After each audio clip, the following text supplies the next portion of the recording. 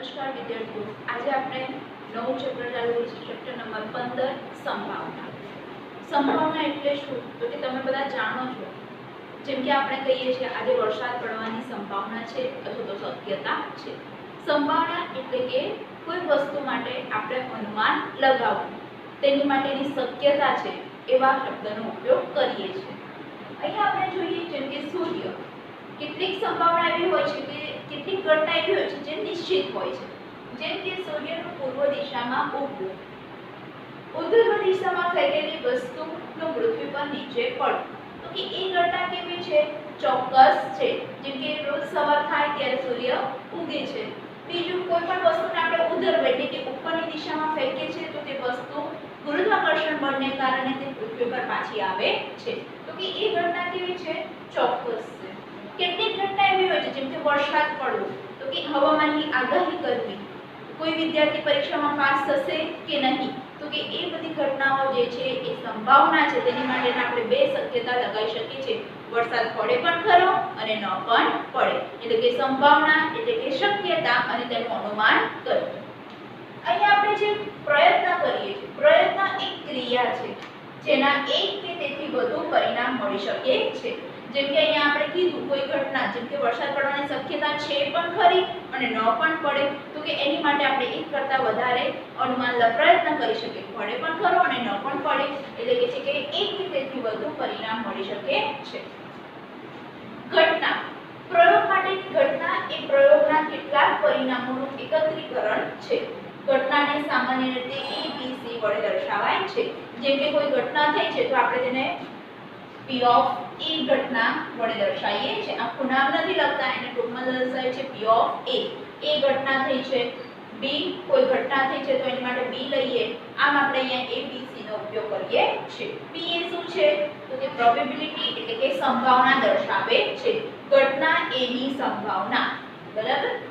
સંભાવના, કોઈ ઘટનાની સંભાવના એટલે ઘટના માટેના પ્રયત્નની સંખ્યા. કોઈ ઘટનાની સંભાવના એટલે શું? તો કે જે ઘટના થઈ છે એ ઘટના માટેના પ્રયત્નની સંખ્યા અને પ્રયોગના પ્રયત્નની કુલ સંખ્યાઓના પરિણામોની કુલ સંખ્યાઓનો ગુણોત્તર. એટલે કે જે ઘટના છે એ ઘટના માટેની આપણા પ્રયત્નોની સંખ્યા અને તેના કુલ પરિણામનો ગુણોત્તર એટલે આપણે થશે સંભાવના. જે મેં અહીંયા દર્શાવ્યું છે, જુઓ અહીંયા ઘટના A બને છે માટે તેની સંભાવનાને P of A વડે દર્શાવાય છે. માટે મેં લખ્યું ઘટના કઈ છે? તો કે E ઘટના બની છે. માટે મેં અહીંયા શું લીધું? તો કે ઘટના A ની સંભાવના, એટલે ટૂંકમાં આપણે એને શેના વડે દર્શાવીએ છીએ? P of A. જો B ઘટના હોય તો P of B, C ઘટના હોય તો P of C. એ રીતે અલગ અલગ ઘટના આપી હોય તો આપણે A, B, C એવી રીતે લઈ શકીએ છીએ. P of A બરાબર ઘટના A ની સંભાવના બરાબર ઘટના A ઉદ્ભવે તે માટેના પ્રયત્નોની સંખ્યા. ટૂંકમાં યાદ રાખવું હોય તો પ્રયત્નોની સંખ્યા છેદમાં તેના કુલ પરિણામની સંખ્યા. બરાબર? પ્રયત્નની સંખ્યા છેદમાં પ્રયત્નોની કુલ સંખ્યા. આ થઈ આપણે સંભાવનાનું સૂત્ર, જે આપણે સૌથી હાઈએસ્ટ આ સૂત્રનો ઉપયોગ કરીશું કે ઘટના ઉદ્ભવે પ્રયત્નોની સંખ્યા છેદમાં કુલ પ્રયત્નોની સંખ્યા. હવે સંભાવનાના કેટલાક ગુણધર્મ છે. જેમાં પહેલો ગુણધર્મ છે કોઈ પણ ઘટનાની સંભાવના, કોઈ પણ ઘટના હોય તો એ ઘટનાની સંભાવના 0, 1 કે તેમની વચ્ચેની કોઈ પણ વાસ્તવિક સંખ્યા હોય છે. તે 0 હોઈ શકે છે અથવા તો 0 અને 1 ની વચ્ચેની સંખ્યા હોય છે. સંભાવનાનું મૂલ્ય 1 થી વધુ હોતું નથી અને 0 હોઈ શકે છે. એટલે કે 0 થી 1 ની વચ્ચે હોય છે. 0, 1 કે 0 અને 1 ની વચ્ચે હોય છે. બધી જ પરસ્પર નિવારક ઘટનાઓની સંભાવનાઓનો સરવાળો 1 છે. જો પરસ્પર નિવારક ઘટના હોય અને એ સંભાવનાનો સરવાળો કરવામાં આવે તો તેની સંભાવના કેટલી મળે છે? 1 મળે છે. અશક્ય ઘટનાની સંભાવના 0 હોય છે. જેમ કે આપણે અહીંયા પહેલું એક્ઝામ્પલ આપણે જોયું કે સૂર્યનું પૂર્વ દિશામાં ઉગવું. હવે એ ઘટના કેવી છે? નિશ્ચિત છે. સૂર્ય પૂર્વ દિશામાં ઉગે છે. પરંતુ હું હવે એમ કહું કે સૂર્ય પશ્ચિમ દિશામાં ઉગે છે, તો કે સૂર્ય પશ્ચિમ દિશામાં ઉગે છે તો એ ઘટના કેવી છે? અસત્ય છે. એની સંભાવના 0 છે. કેમ? તો કે સૂર્ય કદી પશ્ચિમ દિશામાં ઉગતો નથી.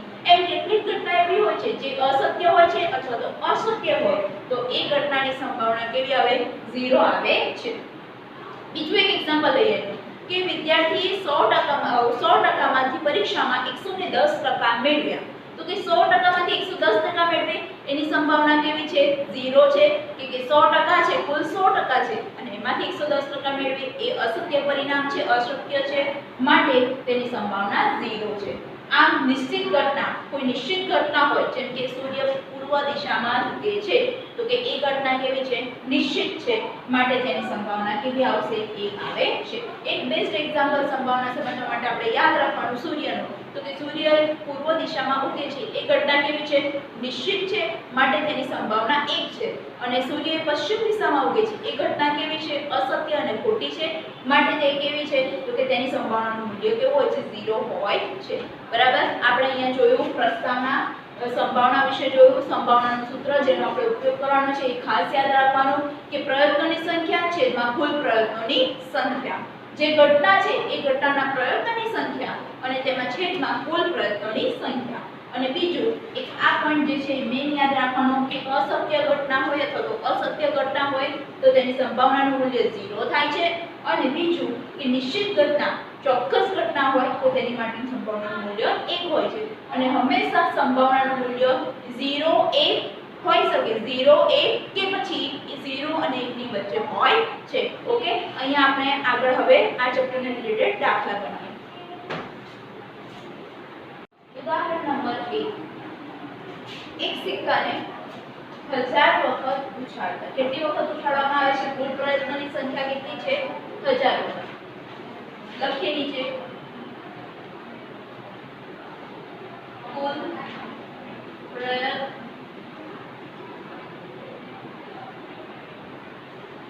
પ્રયત્નોની સંખ્યા બરાબર 1000. એને આપણે કેટલી વખત ઉછાળ્યો છે 1000 વખત. એક સિક્કો છે તેને 1000 વખત ઉછાળવામાં આવે છે માટે તેના કુલ પ્રયત્નોની સંખ્યા થશે કેટલી 1000. નીચેની આવૃત્તિઓ મળે છે જ્યારે એને 1000 વખત ઉછાળીએ છીએ તે દરમિયાન નીચેની આવૃત્તિ મળે છે જેમાં પહેલું આપ્યું છે 455 વખત કાંટો મળે છે. આપણે એક સિક્કો જોઈએ તો એને કાંટો હોય છે અને બીજું હોય છે છાપ એટલે કે હેડ અને ટેલ હોય છે. હેડ અને ટેલ હોય છે એટલે કે છાપ અને કાંટો હોય છે. દરેક ઘટના માટેની સંભાવનાની ગણતરી કરો. સૌથી પહેલા લખી કુલ પ્રયત્નોની સંખ્યા કેટલી છે 1000. 1000 માંથી જ્યારે એ સિક્કાને 1000 વખત ઉછાળી છે તે દરમિયાન છાપ ઉદ્ભવે તેની સંખ્યા કેટલી છે તો કે 455 વખત છાપ મળે છે અને કાંટો ઉદ્ભવે તેની સંખ્યા કેટલી છે તો કે 545 વખત કાંટો મળે છે. આમ દરેક ઘટના માટે અહીંયા બે ઘટના આપી છે સિક્કાને ઉછાળતા છાપ મળે તેની સંભાવના અને સિક્કાને ઉછાળતા કાંટો મળે તેની સંભાવના શોધો. સૌથી પહેલા જોઈએ ચલો સિક્કા પર છાપ ઉદ્ભવે તેની સંભાવના. આપણે સિક્કા પર છાપ ઉદ્ભવે એ ઘટનાને કહી દઈએ a માટે આપણે લખીએ p of a બરાબર સિક્કા પર છાપ ઉદ્ભવે તેની સંભાવના p of a બરાબર ઘટના ઉદ્ભવે તેની સંખ્યા. ઘટના ઉદ્ભવે તેની સંખ્યા કેટલી છે તો કે છાપ ઉદ્ભવે તેની સંખ્યા કેટલી છે તો કે 455 છેદમાં કુલ પ્રયત્નની સંખ્યા. કુલ પ્રયત્ન કેટલા કરે છે તે 1000 કરે છે માટે આપણો જવાબ શું આવશે અહીંયા 0 1000 છે છેદમાં માટે આપણે અહીંયા 3 પોઈન્ટ કાપીને જવાબ લખીશું 0.455 બરાબર. આ થઈ ગયો આપણો જવાબ. ઘટના a ઉદ્ભવે તેની સંભાવના p of a બરાબર 0.455. ત્યારબાદ આપણે બીજી ઘટના લઈએ સિક્કા પર અહીંયા તમે લખો તો લખી શકો ઘટના a અને અહીંયા લખો તો લખી શકો ઘટના b. સિક્કા પર કાંટો ઉદ્ભવે તેની સંભાવના આપણે એને કહીએ p of b બરાબર કાંટો ઉદ્ભવે તેની સંખ્યા છેદમાં કુલ સિક્કાની સંખ્યા. કાંટો ઉદ્ભવે તેની સંખ્યા કેટલી આપણને આપી છે 545. કુલ સિક્કા કેટલા છે આપણી જોડે? અહીંયા કુલ સિક્કાને કેટલી વાર ઉછાળ્યો છે? 1000 વખત. ચલો અહીંયા છેદમાં 1000 છે માટે આપણે કેટલા પોઈન્ટ કાપીશું? 3 પોઈન્ટ. એટલે આપણો જવાબ આવશે 0.545. લખીએ ઘટના B ઉદ્ભવે તેની સંભાવના યોગ B બરાબર 0.545. આ થઈ ગયું આપણું ઉદાહરણ નંબર 1. હવે તેની સ્વધ્યાયનો દાખલા નંબર 1 જે એના જેવો છે પણ થોડું અંદર ડિફરન્ટ છે. જોઈએ.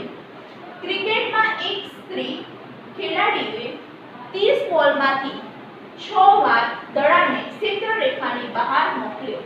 હવે કે છે અહીંયા ક્રિકેટમાં એક સ્ત્રી ખેલાડી છે એ 30 બોલમાંથી કેટલા બોલ છે? કુલ બોલની સંખ્યા કેટલી છે?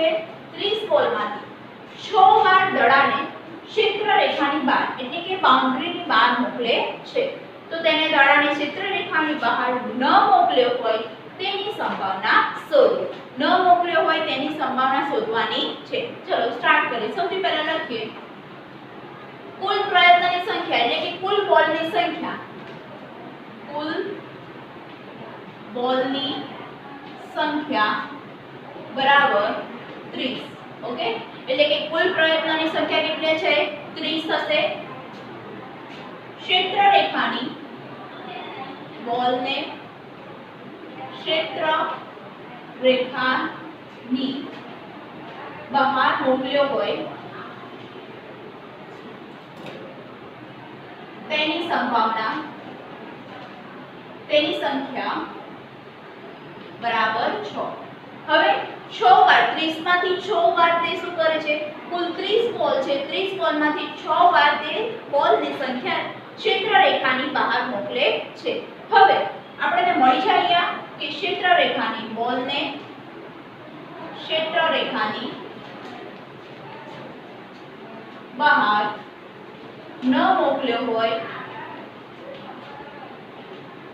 તેની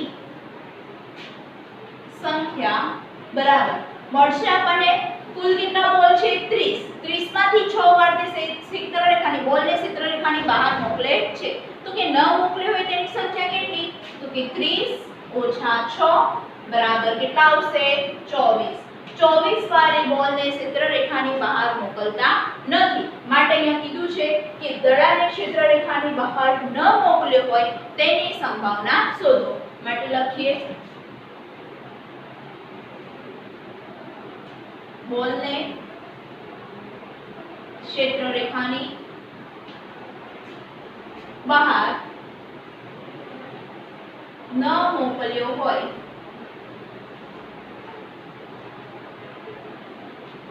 તે ઘટના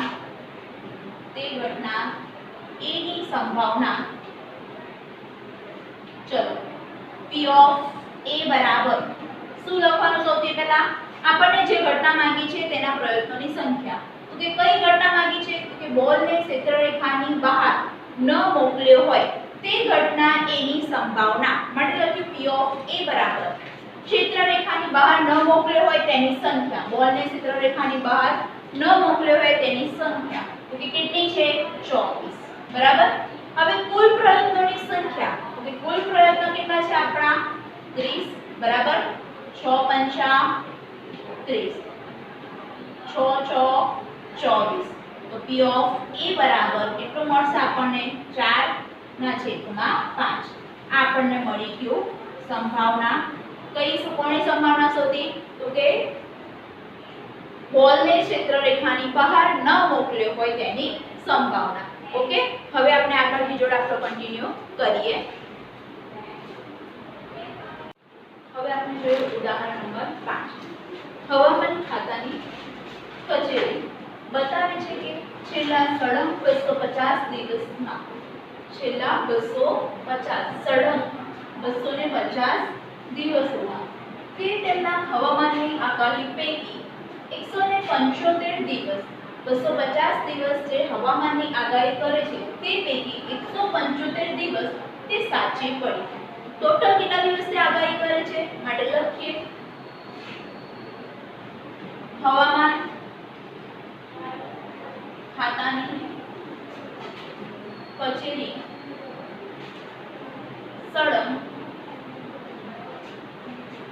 250 દિવસ આગાહી કરે છે માટે લખવું હોય તો કુલ પ્રયત્નોની સંખ્યા બરાબર 250. કુલ પ્રયત્નોની સંખ્યા ના લખવું હોય તમે કુલ દિવસોની સંખ્યા લખો તો પણ ચાલશે. કુલ કેટલા દિવસ આગાહી કરે છે? 250 દિવસ. તેમાંથી સાચી કેટલા દિવસ પડે છે? તો કે 150 દિવસ લખીએ. હવામાનની આગાહી સાચી પડી હોય તેની સંખ્યા બરાબર 175 દિવસ.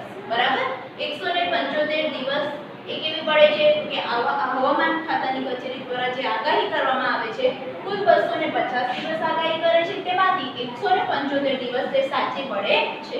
હવે 175 દિવસ સાચી પડી તો બાકીના જે દિવસ હશે એ કેવા હશે? તો કે એટલા દિવસોમાં હવામાન ખાતા દ્વારા જે આગાહી કરવામાં આવી છે તે કેવી હશે? ખોટી હશે. જોઈએ આપણે શું શોધવા કહ્યું છે. પહેલું તો આપેલ કોઈ એક દિવસે હવામાનની આગાહી સાચી પડી હોય તેની સંભાવના શોધો. તો લખીએ એ ઘટનાને કહી દઈએ ઘટના A. ઘટના A હવામાન ની આગાહી સાચી પડી હોય તેની સંભાવના P of A બરાબર બોલો શું થશે? તો કે P of A બરાબર ઘટનાની સંખ્યા એટલે કે ઘટના માટે જે આપણે પ્રયત્ન કરે તેની સંખ્યા તો કે 250. કુલ કેટલા દિવસ હતા? 250. એમાંથી હવામાનની આગાહી સાચી પડી હોય તે દિવસોની સંખ્યા કેટલી છે? તો કે 175. માટે લખીએ 175 છેદમાં કુલ પ્રયત્નોની સંખ્યા. કુલ પ્રયત્ન કેટલા છે? તો 250 દિવસ કરે છે. અહીંયા આપણે લખીએ 175 છેદમાં 250 25 સત્તા 175 7 ના છેદમાં 10 બરાબર 0.7. બરાબર આપણને હવામાન ખાતાની આગાહી સાચી પડી હોય તેની સંભાવના P of A બરાબર કેટલું મળે છે? 0.7. તે જ રીતે આપણે બીજું પણ કહ્યું છે. જો આપેલ કોઈ એક દિવસે હવામાનની આગાહી સાચી ન પડી હોય તેની સંભાવના શોધો. માટે સૌથી પહેલા તો શોધીએ બીજું હવામાનની આગાહી સાચી ન પડી હોય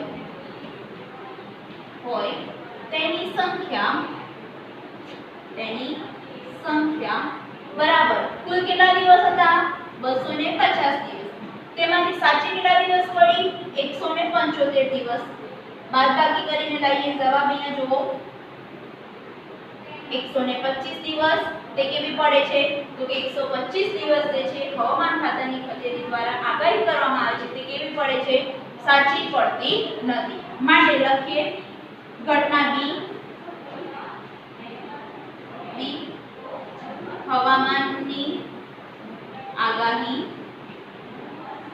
સાચી ન પડી હોય તેની સંભાવના P of B બરાબર બોલો સાચી ન પડી હોય તેની સંખ્યા કેટલા દિવસ સાચી નથી પડતી? 125 દિવસ. અને છેદમાં કેટલા આવશે? 250. બરાબર ચલો 125 ના છેદમાં 25 ગુણ્યા 10 25 તારીખ એક જ મિનિટ બેટા 25 ને 50 એટલે અહીંયા આવશે 75. સોરી બેટા 75 આવશે. સાચી ન પડી હોય તેની સંખ્યા કેટલી આવશે? 75 25 તારીખ 75 માટે આવશે 3 ના છેદમાં 10 બરાબર 0.3. હવામાનની આગાહી સાચી ન પડી હોય તેની સંભાવના P of P બરાબર કેટલું થશે? 0.3. આપણે અહીંયા જોયું કે હવામાન દ્વારા આગાહી કરવામાં આવે છે સતત 250 દિવસની આગાહી કરે છે અને તેમાંથી 175 દિવસ તે સાચી પડે છે અને બાકીના જે દિવસ રહેશે એ કેટલા રહેશે તો કે 250 ઓછા 175 તો આવશે જવાબ આપણો 75 દિવસ જે છે હવામાનની આગાહી ખોટી પડે છે અને આપણે તેની સંભાવના પણ શોધી. ઓકે, હવે ત્યારબાદ જોઈએ ઉદાહરણ નંબર 6.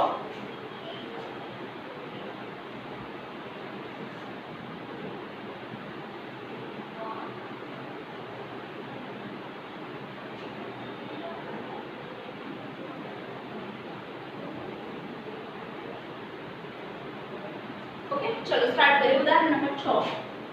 टायर बनावती एक कंपनीए પોતાનું ટાયર બનાવવાનું થાય તે પહેલા કેટલું અંતર કાપે છે તેની નોંધ કરે છે. અહીંયા એક ટાયર બનાવતી કંપની છે અને એ પોતાનું ટાયર બદલવાનું થાય એ પહેલા તે કેટલું અંતર કાપે છે તેની નોંધ કરે છે. અને નીચેનું કોષ્ટક બનાવ્યું છે એ 1000 ટાયર માટે બનાવ્યું છે. 1000 ટાયરના પરિણામ છે એટલે કે કુલ પ્રયત્નોની સંખ્યા કેટલી થશે તો કે કુલ પ્રયત્નોની સંખ્યા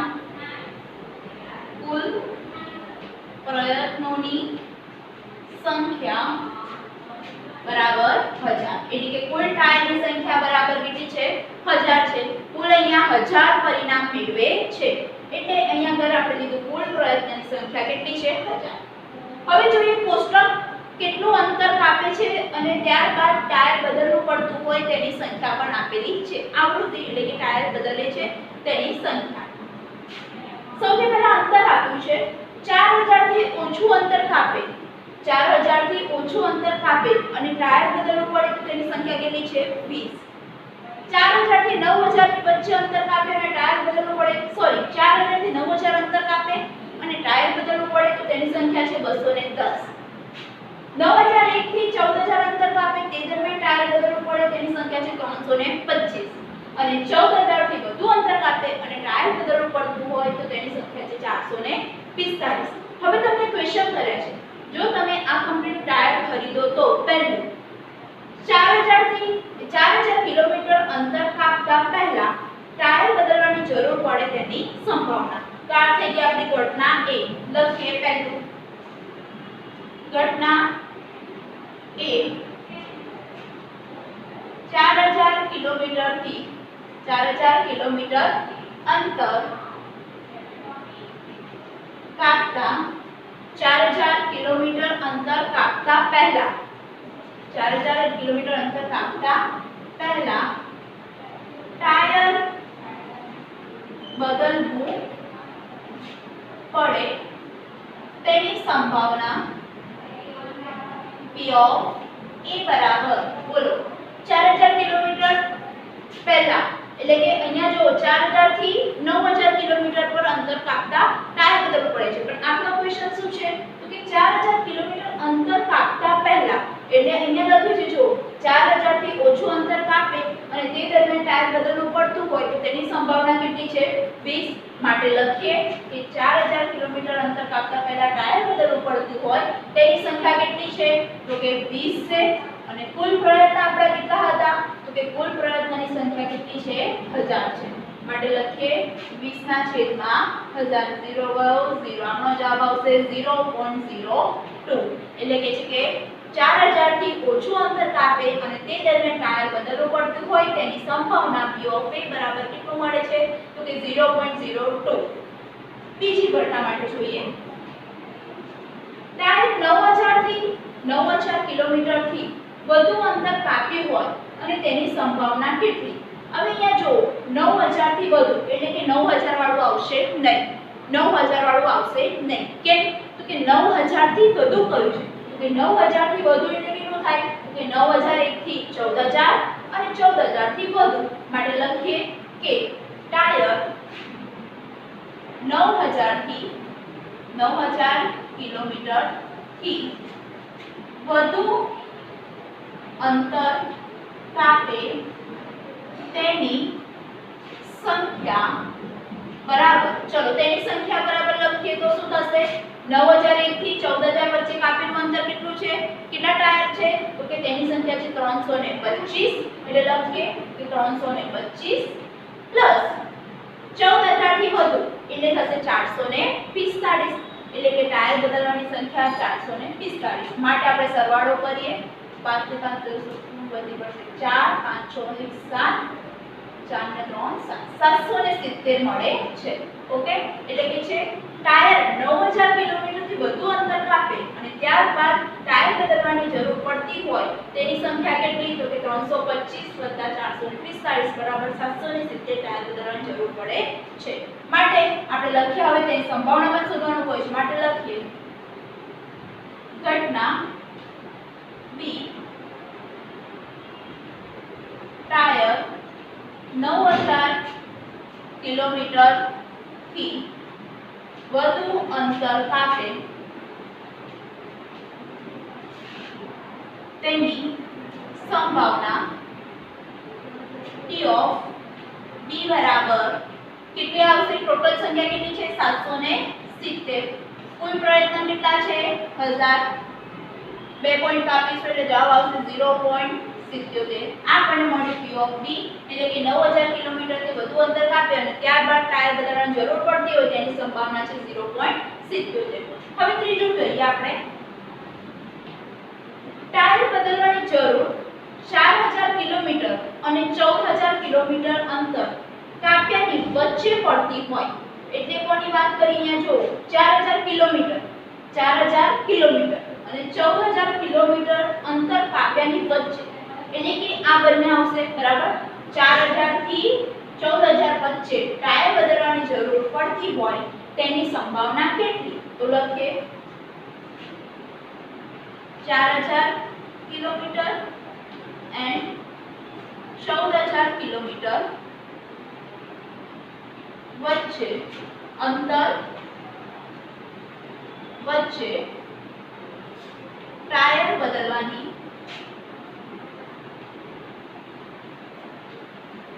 જરૂર પડતી હોય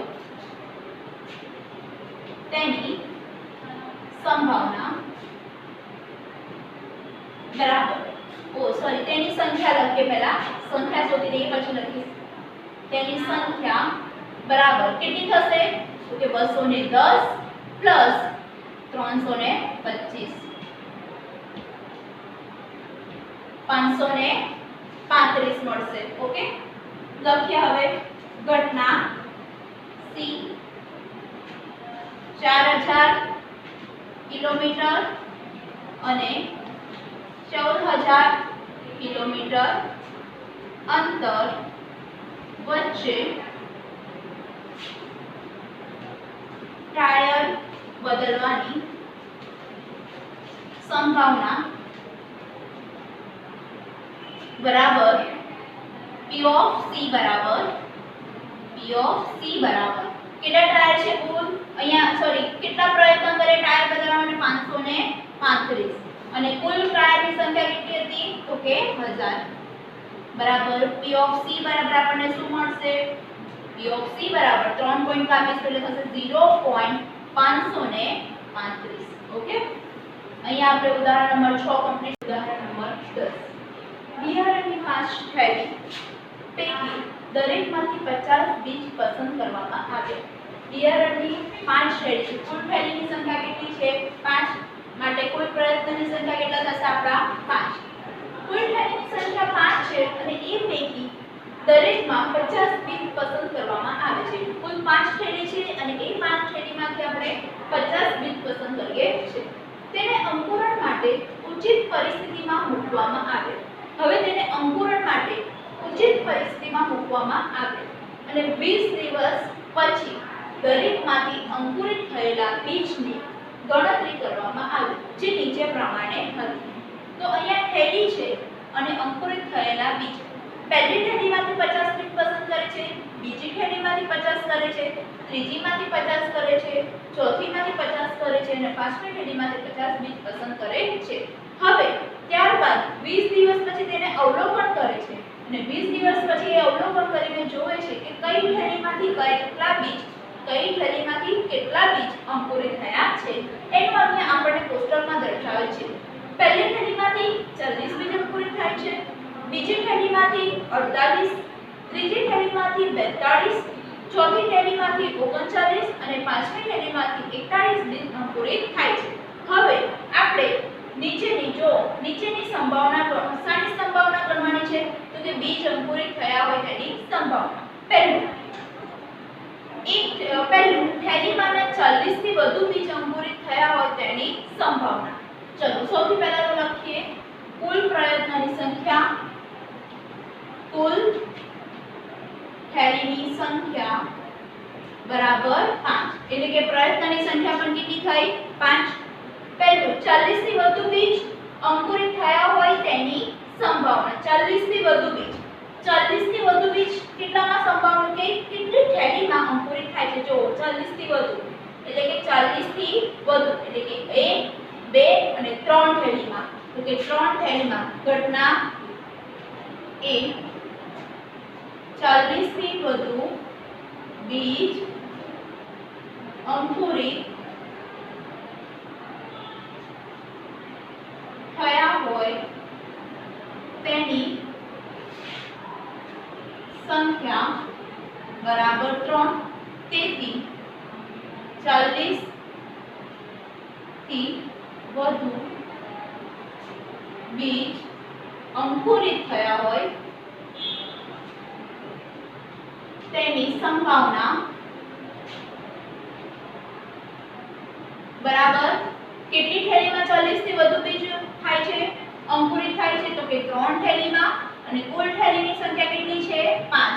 તો આપણને P ઓફ A બરાબર કેટલું મળે છે? 3/5. ઓકે, આ આપણી થઈ ઘટના A. હવે બીજું ઘટના B. આ થઈ ગયો આપણો પહેલો આન્સર, આ થયો આપણો બીજો આન્સર. શું કહે છે? થેલીમાંના 49 બીજ અંકુરિત થયા હોય તેની સંખ્યા. તો અહીંયા જો એક પણ થેલીમાંથી 49 બીજ અંકુરિત થાય છે? તો કે ના. માટે આપણે લખીશું કે 49 બીજ અંકુરિત થયા હોય તેવી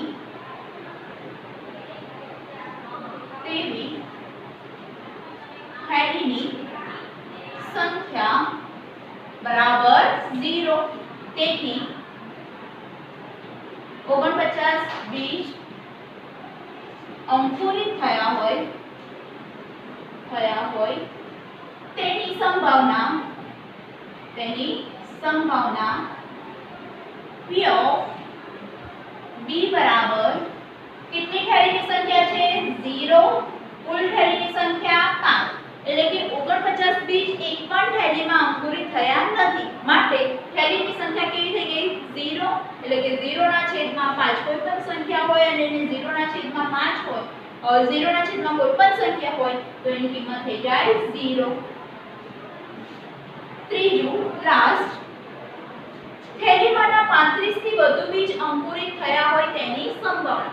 કઈ થેલીમાં 35 થી વધુ બીજ અંકુરિત થાય છે? જુઓ તો કે 1 2 3 4 5.